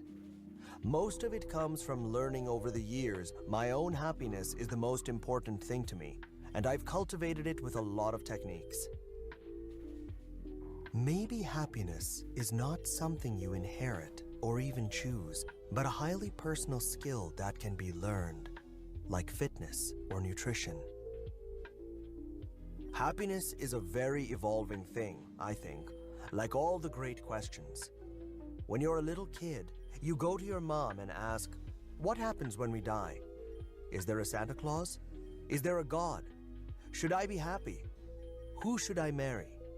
Those kinds of things. There are no glib answers because no answers apply to everybody.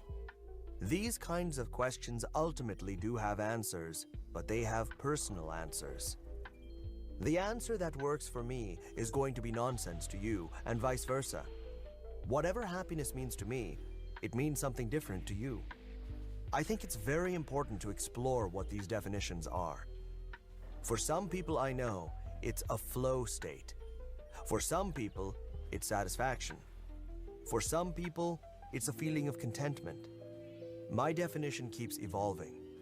The answer I would have given you a year ago will be different than what I tell you now. Today, I believe happiness is really a default state. Happiness is there when you remove the sense of something missing in your life. We are highly judgmental survival and replication machines. We constantly walk around thinking, "I need this," or "I need that," trapped in the web of desires. Happiness is the state when nothing is missing. When nothing is missing, your mind shuts down and stops running into the past or future to regret something or to plan something. In that absence, for a moment, you have internal silence. When you have internal silence, then you are content and you are happy. Feel free to disagree. Again, it's different for everybody. People mistakenly believe happiness is just about positive thoughts and positive actions. The more I've read, the more I've learned, and the more I've experienced, because I verify this for myself, every positive thought essentially holds within it a negative thought. It is a contrast to something negative. The Tao Te Ching says this more articulately than I ever could, but it's all duality and polarity. If I say I'm happy, that means I was sad at some point. If I say he's attractive, then somebody else is unattractive. Every positive thought even has a seed of a negative thought within it, and vice versa, which is why a lot of greatness in life comes out of suffering. You have to view the negative before you can aspire to and appreciate the positive. To me, happiness is not about positive thoughts. It's not about negative thoughts. It's about the absence of desire, especially the absence of desire for external things. The fewer desires I can have, the more I can accept the current state of things, the less my mind is moving, because the mind really exists in motion toward the future or the past. The more present I am, the happier and more content I will be. If I latch onto a feeling, if I say, oh, I'm happy now, and I want to stay happy, then I'm going to drop out of that happiness. Now, suddenly, the mind is moving. It's trying to attach to something. It's trying to create a permanent situation out of a temporary situation. Happiness to me is mainly not suffering, not desiring, not thinking too much about the future or the past, really embracing the present moment and the reality of what is and the way it is. If you ever want to have peace in your life, you have to move beyond good and evil. Nature has no concept of happiness or unhappiness. Nature follows unbroken mathematical laws and a chain of cause and effect from the Big Bang to now. Everything is perfect exactly the way it is. It is only in our particular minds we are unhappy or not happy, and things are perfect or imperfect because of what we desire. The world just reflects your own feelings back at you. Reality is neutral. Reality has no judgments. To a tree, there is no concept of right or wrong, good or bad. You're born, you have a whole set of sensory experiences and stimulations, lights, colors, and sounds, and then you die. How you choose to interpret them is up to you. You have that choice. This is what I mean when I say happiness is a choice. If you believe it's a choice, you can start working on it. There are no external forces affecting your emotions, as much as it may feel that way. I've also come to believe in the complete and utter insignificance of the self, and I think that helps a lot. For example, if you thought you were the most important thing in the universe, then you would have to bend the entire universe to your will. If you're the most important thing in the universe, then how could it not conform to your desires? If it doesn't conform to your desires, something is wrong. However, if you view yourself as a bacteria or an amoeba, or if you view all of your works as riding on water or building castles in the sand, then you have no expectation for how life should actually be. Life is just the way it is. When you accept that, you have no cause to be happy or unhappy. Those things almost don't apply. Happiness is what's there when you remove the sense that something is missing in your life. What you're left with in that neutral state is not neutrality. I think people believe neutrality would be a very bland existence. No, this is the existence little children live. If you look at little children, on balance, they're generally pretty happy because they are really immersed in the environment and the moment, without any thought of how it should be given their personal preferences and desires. I think the neutral state is actually a perfection state. One can be very happy as long as one isn't too caught up in their own head. Our lives are a blink of a firefly in the night. You're just barely here. You have to make the most of every minute, which doesn't mean you chase some stupid desire for your entire life. What it means is every second you have on this planet is very precious, and it's your responsibility to make sure you're happy and interpreting everything in the best possible way. We think of ourselves as fixed and the world as malleable, but it's really we who are malleable, and the world is largely fixed. Can practicing meditation help you accept reality? Yeah, but it's amazing how little it helps. You can be a long-time meditator, but if someone says the wrong thing in the wrong way, you go back to your ego-driven self. It's almost like you're lifting 1-pound weights, but then somebody drops a huge barbell with a stack of plates on your head. It's absolutely better than doing nothing. But when the actual moment of mental or emotional suffering arrives, it's still never easy. Real happiness only comes as a side effect of peace. Most of it is going to come from acceptance, not from changing your external environment. A rational person can find peace by cultivating indifference to things outside of their control. I have lowered my identity. I have lowered the chattering of my mind. I don't care about things that don't really matter. I don't get involved in politics. I don't hang around unhappy people. I really value my time on this earth. I read philosophy. I meditate. I hang around with happy people. And it works. You can very slowly but steadily and methodically improve your happiness baseline, just like you can improve your fitness. Happiness is a choice. Happiness, love, and passion aren't things you find. They're choices you make. Happiness is a choice you make and a skill you develop. The mind is just as malleable as the body. We spend so much time and effort trying to change the external world, other people, and our own bodies, all while accepting ourselves the way we were programmed in our youths. We accept the voice in our head as the source of all truth. But all of it is malleable, and every day is new. Memory and identity are burdens from the past, preventing us from living freely in the present. Happiness requires presence. At any given time, when you're walking down the streets, a very small percentage of your brain is focused on the present. The rest is planning the future or regretting the past. This keeps you from having an incredible experience. It's keeping you from seeing the beauty in everything and for being grateful for where you are. You can literally destroy your happiness if you spend all of your time living in delusions of the future. We crave experiences that will make us be present, but the cravings themselves take us from the present moment. I just don't believe in anything from my past. Anything. No memories, no regrets, no people, no trips, nothing. A lot of our unhappiness comes from comparing things from the past to the present. Anticipation for our vices pulls us into the future. Eliminating vices makes it easier to be present. There's a great definition I read. Enlightenment is the space between your thoughts.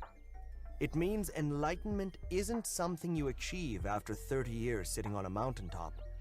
It's something you can achieve moment to moment, and you can be enlightened to a certain percent every single day.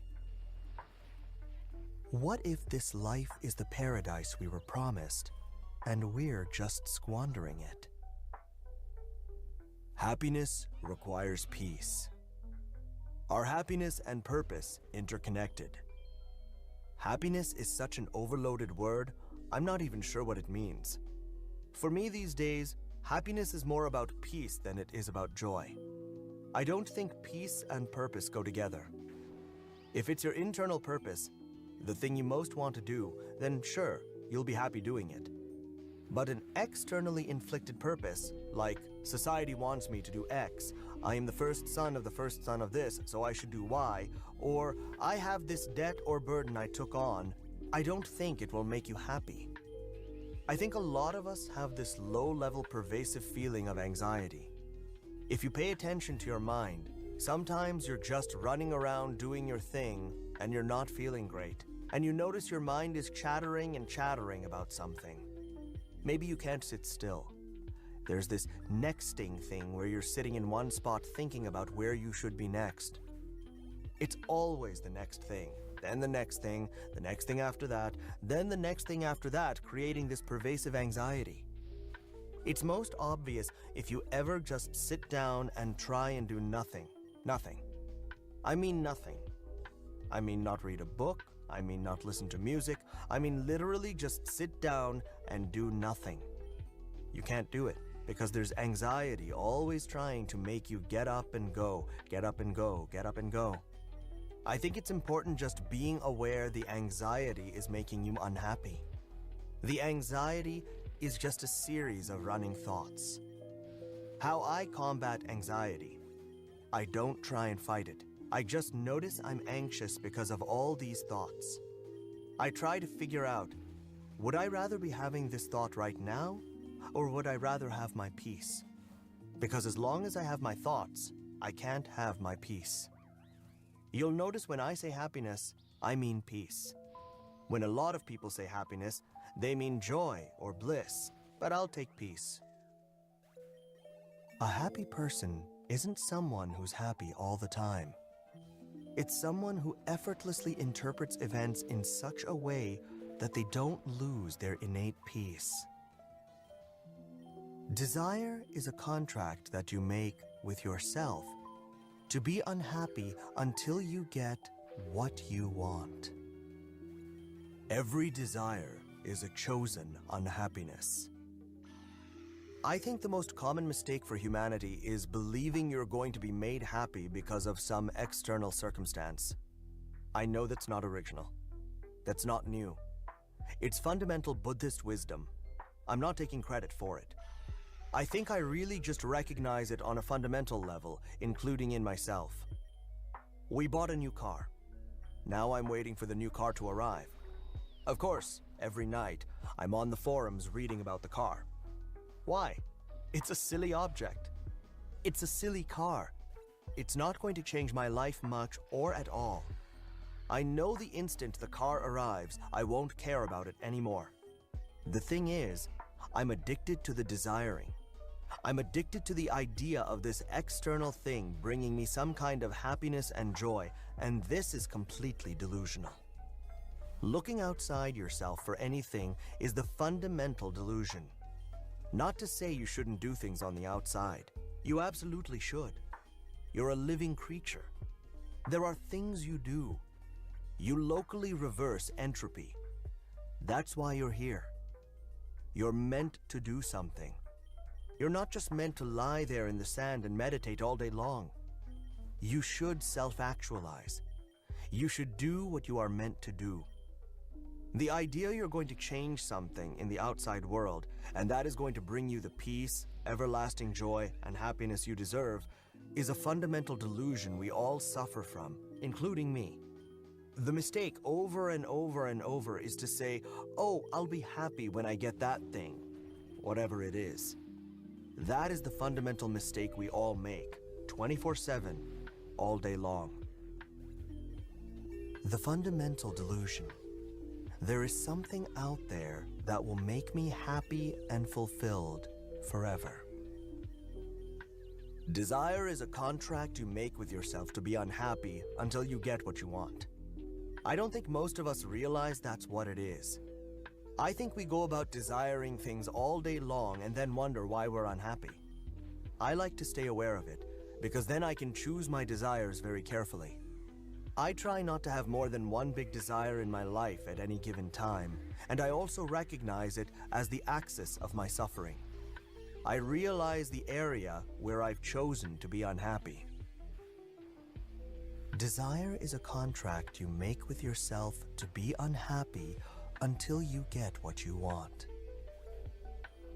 One thing I've learned recently: it's way more important to perfect your desires than to try to do something you don't 100% desire. When you're young and healthy, you can do more. By doing more, you're actually taking on more and more desires. You don't realize this is slowly destroying your happiness. I find younger people are less happy but more healthy. Older people are more happy but less healthy. When you're young, you have time. You have health, but you have no money. When you're middle-aged, you have money and you have health, but you have no time. When you're old, you have money and you have time, but you have no health. So the trifecta is trying to get all three at once. By the time people realize they have enough money, they've lost their time and their health. Success does not earn happiness. Happiness is being satisfied with what you have. Success comes from dissatisfaction. Choose. Confucius says you have two lives, and the second one begins when you realize you only have one. When and how did your second life begin? That's a very deep question. Most people who are past a certain age have had this feeling or phenomenon. They've gone through life a certain way and then gotten to a certain stage and had to make some pretty big changes. I'm definitely also in that boat. I struggled for a lot of my life to have certain material and social successes.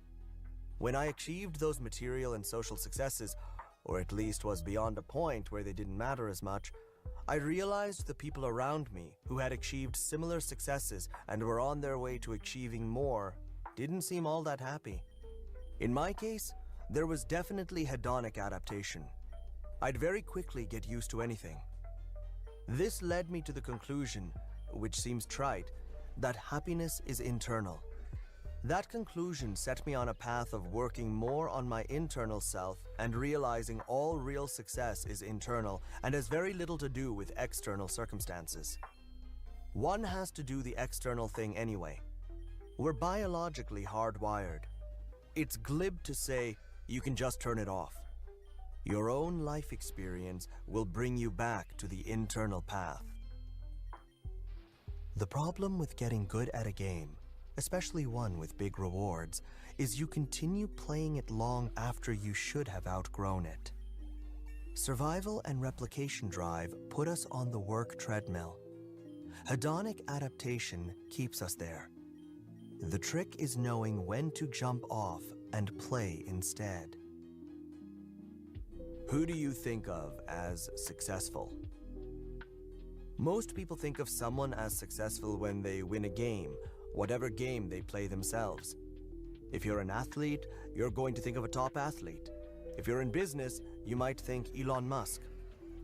A few years ago, I would have said Steve Jobs, because he was part of the driving force creating something that changed lives for all of humanity. I think Mark Andreessen is successful, not because of his recent incarnation as a venture capitalist, but because of the incredible work he did with Netscape. Satoshi Nakamoto is successful in that he created Bitcoin, which is this incredible technological creation that will have repercussions for decades to come. Of course, Elon Musk, because he changed everyone's viewpoint on what is possible with modern technology and entrepreneurship. I consider those creators and commercializers successful. To me, the real winners are the ones who step out of the game entirely, who don't even play the game, who rise above it. Those are the people who have such internal mental and self-control and self-awareness, they need nothing from anybody else. There are a couple of these characters I know in my life. Jerzy Gregorek, I would consider him successful because he doesn't need anything from anybody. He's at peace, he's healthy, and whether he makes more money or less money compared to the next person has no effect on his mental state. Historically, I would say the legendary Buddha or Krishnamurti, whose stuff I like reading, they are successful in the sense that they step out of the game entirely. Winning or losing does not matter to them. There's a line from Blaise Pascal I read. Basically, it says, all of man's troubles arise because he cannot sit in a room quietly by himself. If you could just sit for 30 minutes and be happy, you are successful. That is a very powerful place to be, but very few of us get there. I think of happiness as an emergent property of peace. If you're peaceful inside and out, that will eventually result in happiness. But peace is a very hard thing to come by. The irony is the way most of us try to find peace is through war. When you start a business, in a way, you're going to war. When you struggle with your roommates as to who should clean the dishes, you're going to war. You're struggling so you can have some sense of security and peace later. In reality, peace is not a guarantee. It's always flowing. It's always changing. You want to learn the core skill set of flowing with life and accepting it in most cases. You can get almost anything you want out of life as long as it's one thing and you want it far more than anything else. In my own personal experience, the place I end up the most is wanting to be at peace. Peace is happiness at rest, and happiness is peace in motion. You can convert peace into happiness anytime you want, but peace is what you want most of the time. If you're a peaceful person, anything you do will be a happy activity. Today, the way we think you get peace is by resolving all your external problems. But there are unlimited external problems. The only way to actually get peace on the inside is by giving up this idea of problems. Envy is the enemy of happiness. I don't think life is that hard. I think we make it hard. One of the things I'm trying to get rid of is the word should. Whenever the word should creeps up in your mind, it's guilt or social programming. Doing something because you should basically means you don't actually want to do it. It's just making you miserable, so I'm trying to eliminate as many shoulds from my life as possible. The enemy of peace of mind is expectations drilled into you by society and other people. Socially, we're told, go work out, go look good. That's a multiplayer competitive game. Other people can see if I'm doing a good job or not. We're told, go make money, go buy a big house. Again, external multiplayer competitive game. Training yourself to be happy is completely internal. There is no external progress, no external validation. You're competing against yourself. It is a single-player game. We're like bees or ants. We are such social creatures, we're externally programmed and driven. We don't know how to play and win these single-player games anymore. We compete purely in multiplayer games. The reality is life is a single-player game. You're born alone. You're going to die alone. All of your interpretations are alone. All your memories are alone. You're gone in 3 generations and nobody cares. Before you showed up, nobody cared. It's all single player. Perhaps one reason why yoga and meditation are hard to sustain is they have no extrinsic value. Purely single player games. Buffett has a great example when he asks if you want to be the world's best lover and known as the worst, or the world's worst lover and known as the best, paraphrased, in reference to an inner or external scorecard. Exactly right. All the real scorecards are internal. Jealousy was a very hard emotion for me to overcome. When I was young, I had a lot of jealousy. By and by, I learned to get rid of it. It still crops up every now and then. It's such a poisonous emotion because, at the end of the day, you're no better off with jealousy. You're unhappier, and the person you're jealous of is still successful or good-looking or whatever they are. One day, I realized with all these people I was jealous of, I couldn't just choose little aspects of their life. I couldn't say, I want his body, I want her money, I want his personality. You have to be that person. Do you want to actually be that person with all of their reactions, their desires, their family, their happiness level, their outlook on life, their self-image? If you're not willing to do a wholesale, 24/7, 100% swap with who that person is, then there is no point in being jealous. Once I came to that realization, jealousy faded away because I don't want to be anybody else. I'm perfectly happy being me. By the way, even that is under my control. To be happy being me. It's just there are no social rewards for it. Happiness is built by habits. My most surprising discovery in the last 5 years is that peace and happiness are skills. These are not things you're born with. Yes, there is a genetic range, and a lot of it is conditioning from your environment, but you can uncondition and recondition yourself.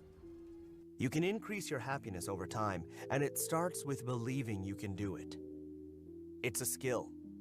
Just like nutrition is a skill, dieting is a skill, working out is a skill, making money is a skill, meeting girls and guys is a skill, having good relationships is a skill, even love is a skill. It starts with realizing there's skills you can learn. When you put your intention and focus on it, the world can become a better place. When working, surround yourself with people more successful than you. When playing, surround yourself with people happier than you. What type of skill is happiness? It's all trial and error. You just see what works. You can try sitting meditation. Did that work for you? Was it Tantra meditation or was it Vipassana meditation? Was it a 10-day retreat or was 20 minutes enough? Okay, none of those worked. But what if I tried yoga? What if I kite surfed? What if I go car racing? What about cooking? Does that make me zen? You literally have to try all of these things until you find something that works for you. When it comes to medicines for the mind, the placebo effect is 100% effective. When it comes to your mind, you want to be positively inclined, not incredulous in belief. If it is fully internal, you should have a positive mindset. For example, I was reading The Power of Now by Eckhart Tolle, which is a fantastic introduction to being present for people who are not religious. He shows you the single most important thing is to be present and hammers it home over and over again until you get it. He wrote about this body energy exercise. You lie down and you feel the energy moving around your body. At that point, the old me would have put the book down and said, well, that's BS. But the new me said, well, if I believe it, maybe it'll work. I went into it with a positive mindset. I laid down and tried the meditation. You know what? It felt really good. How does someone build the skill of happiness? You can build good habits. Not drinking alcohol will keep your mood more stable. Not eating sugar will keep your mood more stable. Not going on Facebook, Snapchat, or Twitter will keep your mood more stable. Playing video games will make you happier in the short run, and I used to be an avid gamer, but in the long run, it could ruin your happiness. You're being fed dopamine and having dopamine withdrawn from you in these little uncontrollable ways. Caffeine is another one where you trade long-term for the short-term. Essentially, you have to go through your life replacing your thoughtless bad habits with good ones, making a commitment to be a happier person. At the end of the day, you are a combination of your habits and the people who you spend the most time with. When we're kids, we have very few habits. Over time, we learn the things we are not supposed to do. We become self-conscious. We start forming habits and routines. Many distinctions between people who get happier as they get older and people who don't can be explained by what habits they have developed. Are they habits that will increase your long-term happiness rather than your short-term happiness? Are you surrounding yourself with people who are generally positive and upbeat people? Are those relationships low maintenance? Do you admire and respect but not envy them? There's the 5 chimps theory, where you can predict a chimp's behavior by the 5 chimps it hangs out with the most. I think that applies to humans as well. Maybe it's politically incorrect to say you should choose your friends very wisely, but you shouldn't choose them haphazardly based on who you live next to or who you happen to work with. The people who are the most happy and optimistic choose the right 5 chimps. The first rule of handling conflict is, don't hang around people who constantly engage in conflict. I'm not interested in anything unsustainable or even hard to sustain, including difficult relationships. If you can't see yourself working with someone for life, don't work with them for a day. There's a friend of mine, a Persian guy named Behzad. He just loves life, and he has no time for anybody who is not happy. If you ask Behzad what's his secret, he'll just look up and say, "Stop asking why and start saying wow." The world is such an amazing place. As humans, we're used to taking everything for granted. Like what you and I are doing right now. We're sitting indoors, wearing clothes, well-fed, and communicating with each other through space and time. We should be two monkeys sitting in the jungle right now, watching the sun going down, asking ourselves where we are going to sleep. When we get something, we assume the world owes it to us. If you're present, you'll realize how many gifts and how much abundance there is around us at all times. That's all you really need to do. I'm here now, and I have all these incredible things at my disposal. The most important trick to being happy is to realize happiness is a skill you develop and a choice you make. You choose to be happy, and then you work at it. It's just like building muscles. It's just like losing weight. It's just like succeeding at your job. It's just like learning calculus. You decide it's important to you. You prioritize it above everything else. You read everything on the topic. Happiness habits. I have a series of tricks I use to try and be happier in the moment. At first, they were silly and difficult and required a lot of attention, but now some of them have become second nature. By doing them religiously, I've managed to increase my happiness level quite a bit. The obvious one is meditation, insight meditation. Working toward a specific purpose on it, which is to try and understand how my mind works. Just being very aware in every moment. If I catch myself judging somebody, I can stop myself and say, what's the positive interpretation of this? I used to get annoyed about things. Now I always look for the positive side of it. It used to take a rational effort. It used to take a few seconds for me to come up with a positive. Now I can do it sub-second. I try to get more sunlight on my skin. I look up and smile. Every time you catch yourself desiring something, say, is it so important to me I'll be unhappy unless this goes my way? You're going to find, with the vast majority of things, it's just not true. I think dropping caffeine made me happier. It makes me more of a stable person. I think working out every day made me happier. If you have peace of body, it's easier to have peace of mind. The more you judge, the more you separate yourself. You'll feel good for an instant because you feel good about yourself, thinking you're better than someone. Later, you're going to feel lonely. Then, you see negativity everywhere. The world just reflects your own feelings back at you. Tell your friends you're a happy person. Then, you'll be forced to conform to it. You'll have a consistency bias. You have to live up to it. Your friends will expect you to be a happy person. Recover time and happiness by minimizing your use of these 3 smartphone apps: phone, calendar, and alarm clock. The more secrets you have, the less happy you're going to be. Caught in a funk? Use meditation, music, and exercise to reset your mood. Then choose a new path to commit emotional energy for the rest of the day. Hedonic adaptation is more powerful for man-made things, cars, houses,